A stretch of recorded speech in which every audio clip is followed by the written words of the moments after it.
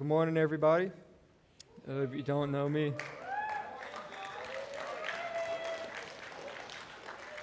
I don't think Pastor Mitch got any of that, but thank you.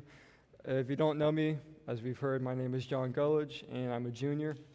And obviously today I've been given the very special opportunity to preach to you guys for our Spiritual Emphasis Chapel. And when they gave me this offer to come up here and preach, they didn't really give me anything specific I had to talk about. They pretty much just let me pick. So I decided to talk about why you should all just listen to me, okay? And why I basically have all the answers to your problems. Because let's face it, as Pastor Mitch talked about, you're flawed. You're not perfect. You make mistakes. You all have to deal with problems you don't know how to fix. And deep down, maybe you can admit that there's something missing in your life. You're not really fulfilled or satisfied with who you are, where you are, what you're doing. And you've realized you're not sufficient for that fulfillment. But, they let me and some others come up here to speak to you guys, so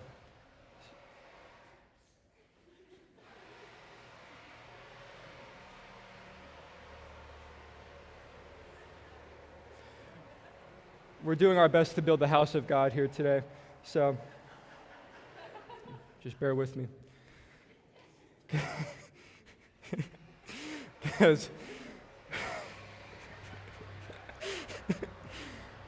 Because they let me come up here to speak to you today, despite any distractions, so I must be doing something right that maybe you guys aren't doing. And the people they let up here must know that it was Miss Davis. We figured it out. Thank you. The people that led up here to preach, including myself, we must have it figured out. We must not struggle with these mistakes. Well, of course, we know that's not true.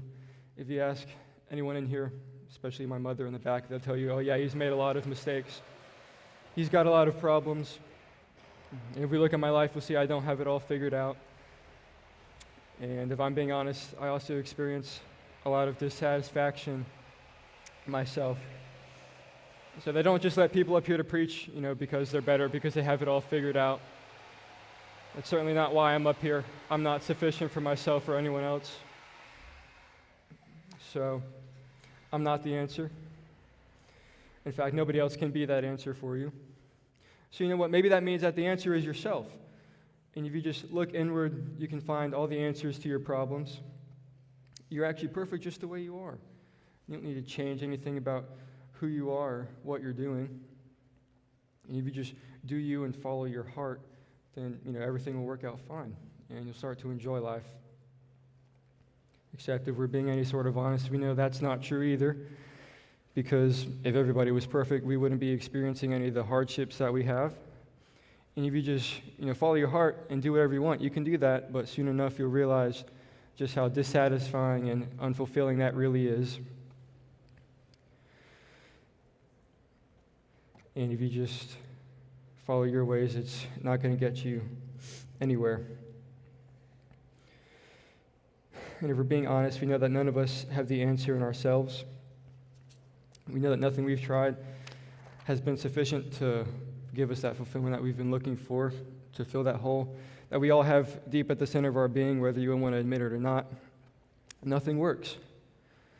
Nothing you have achieved, no amount of money, no material possession, no momentary pleasure, no relationship has ever actually worked to fill that purpose. And sooner or later, we all start to realize we have that emptiness in our essence, in our being, that nothing in this world can really quite fill, but we keep trying. So let me ask you, when have these things ever actually worked? When have any one of these things actually given you any sense of fulfillment? If we're being honest, it's never worked. And if you have something that you feel like is working for now, I'm sorry to break it to you, but it's not going to stay that way. Just nothing works. It leaves us just as we were before, just as empty and usually just with more pain. We keep trying to get our fulfillment from ourselves or from other things, from other people, and that's what I'm really here to talk about today. The title of this message is Finding Fulfillment. Finding Fulfillment. And we're going to take a look at what that means in just a minute. Where do I get my sufficiency from? Where do I find joy and peace in life? Where do I find purpose and satisfaction and fulfillment? We're going to get an answer to all those questions today. But first, we're going to read the main passage for the sermon. It's just one verse. So if you have a Bible or, God forbid, your phone, you can go ahead and take it out. You have permission. We're going to go to Jeremiah chapter 2, verse 13. It's also up on the screen. And this is what it says. It says, "For my people have committed two evils." This is God speaking. He says, "For my people have committed two evils. They have forsaken me, the fountain of living waters, and they have hewn out cisterns for themselves, broken cisterns which can hold no water." It's a short verse, but this verse explains why we fail to find fulfillment in ourselves or in anything that we try, and it tells us where to find it. So what's it saying? First off, what are cisterns? Cisterns were essentially holes that they would dig in the ground to collect rainwater, falling rainwater to drink or for whatever purpose. So they would hew them out, or basically dig the hole, and lay stone or some other material on the bottom, and along the sides to create the walls. But cisterns had a lot of problems. Listen, cisterns had a lot of problems. They were easily and often broken. The walls would usually crack, and so the water on the inside would get dirty. The already little amount of water in there would get muddied, and it would taste bitter, and it wouldn't provide the nourishment or the fulfillment that they were hoping for. And furthermore, the other obvious problem with cisterns is that they can't actually produce anything. They can only weakly collect the water that is already there. And so in this verse, that's used in sharp contrast to this overflowing fountain. It's called the fountain of living waters. And in this passage, it says that this fountain has been forsaken.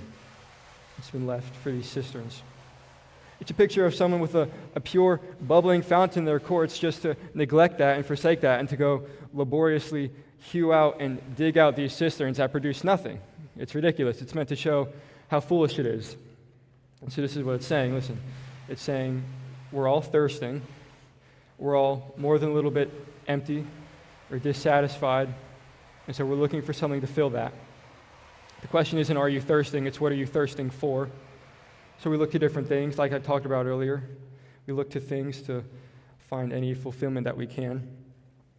And that's what this verse calls hewing out cisterns. Looking to ourselves for fulfillment, or looking to other things, is hewing out cisterns.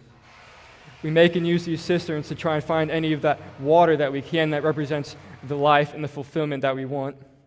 But as this verse says, these cisterns are broken. They fail, and they produce nothing. But we keep trying. We actually get an example of this in the Bible over 600 years later in the Gospel of John. In John chapter 4, we read the story about the woman at the well. And I know most of you know the story, but so I want you to imagine it with me. Jesus and his disciples have pulled up to Samaria. Jesus sends all his disciples into town to go get food. So he's by himself. And he comes to this well, sort of on the outskirts of town, and he sits down. And as he's sitting there, he sees this woman come up carrying this huge jar to come collect water from this well. She comes up, and Jesus asks her for a drink. And they start to have this conversation. We get this really interesting and profound interaction. This is John chapter 4, verse 13 through 18. It's also going to be on the screen. Jesus said to her, "Everyone who drinks of this water will be thirsty again. But whoever drinks of the water that I will give him will never be thirsty again. The water that I will give him will become in him a spring of water welling up to eternal life." The woman said to him, "Sir, give me this water, so that I will not be thirsty or have to come here to draw water." Jesus said to her, "Go, call your husband and come here." The woman answered him, "I have no husband." Jesus said, "You are right in saying, 'I have no husband,' for you have had 5 husbands, and the man that you are with now is not your husband. What you have said is true."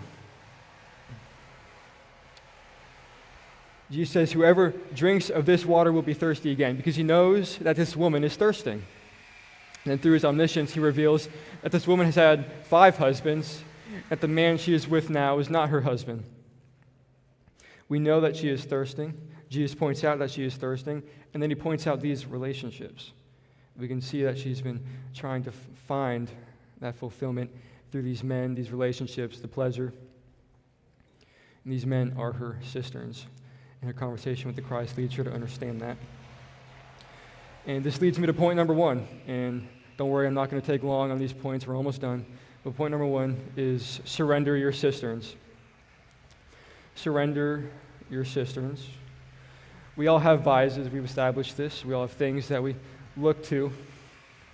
Cisterns. And there's 2 reasons why these things will never work, or at least 2 reasons that I'm going to talk about right now. First, this dissatisfaction, this thirsting that we have, is deep at the center of our being. And so nothing material can fill the spiritual, emotional, essential level of discontent. And the second problem is that nothing in this world is permanently reliable. Possessions decay and fall apart. Our bodies are decaying. People hurt us. Relationships fall apart. All these things can be taken from us, and sooner or later they will, and then what are you left with? This is why people end up depressed, because they put their identity and their purpose into something, and that thing gets taken from them. When it's all taken away, what are you left with? You're right back where you started. You still have that emptiness, and you're still thirsting. But Christ, in this passage, promises something extraordinary. Verse 14, he says, whoever drinks of this water will never thirst again. Will never be thirsty again. And this water he's talking about is himself. It's having a relationship with him and with the rest of the Trinity. That is what God created us for. God created us to have a relationship with him. That is our end purpose as individuals. And so nothing less than that could possibly fill our soul. And here's the point. Listen. The point is that we can't fully engage with that relationship, our soul purpose, the thing that we were created for, the thing that can give us that fulfillment. We can't fully engage with it if we're still holding on to these cisterns, if we're still looking to these other things for that fulfillment. So I'm asking you, what are you looking to? What are you looking to satisfy you and to give you that fulfillment? Are you looking to the fountain, or are you looking to these cisterns? Are you looking to the overflowing fountain, the fountain of living waters? Or are you looking to these broken cisterns that produce nothing?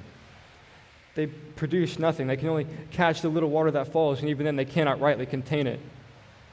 You have to stop relying on yourself, on other people, on things, on cisterns. So which one are you looking to? You can't keep going back and forth between the fountain and the cisterns, because as long as we're holding on to them, we can never let go and fully rest in the fulfillment of God's presence. So that's point number 1, is surrender your cisterns. Point number 2 is change what you're thirsting for.